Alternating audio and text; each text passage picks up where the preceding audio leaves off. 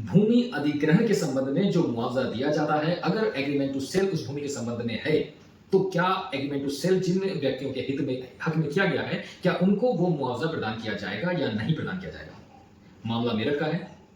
मेरठ में Ganga express way के निर्माण के दौरान जब संपत्ति यानी भूमि का अधिग्रहण किया जा रहा था, उस समय जो मुआवजा प्रदान किया जा रहा था, तो मुआवजे का हकदार उस भूमि के जो मालिक थे, उन्होंने मुआवजा प्राप्त करने के लिए आवेदन किया। इस पर उन व्यक्तियों को आपत्ति हुई जिन व्यक्तियों के हक में उस भूमि का एग्रीमेंट टू सेल किया जा चुका था। अब वो व्यक्ति जो उस संपत्ति को क्रय करने के लिए एग्रीमेंट टू सेल करवा चुके थे, उन्होंने इस मुआवजे पर आपत्ति जाहिर की।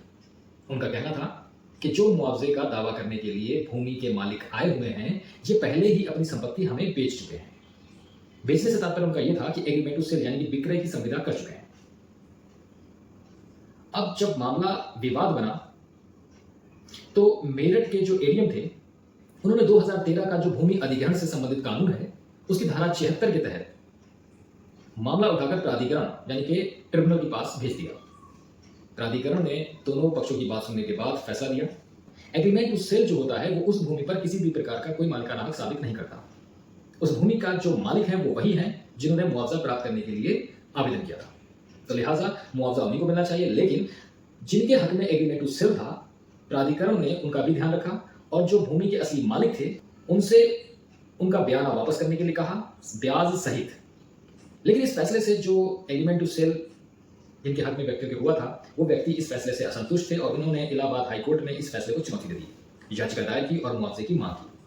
उनका कहना था कि उस भूमि के संबंध में जो मुआवजा है, वो उन व्यक्तियों को मिलना चाहिए जिनके हक में एग्रीमेंट टू सेल हुआ है।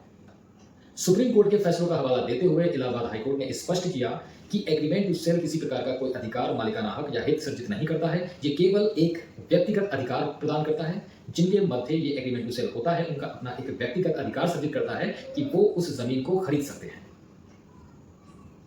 लिहाजा मुआवजा एग्रीमेंट टू सेल के आधार पर प्रदान नहीं किया जा सकता, ना ही एग्रीमेंट टू सेल के आधार पर मुआवजे में हिस्सेदारी की जा सकती है।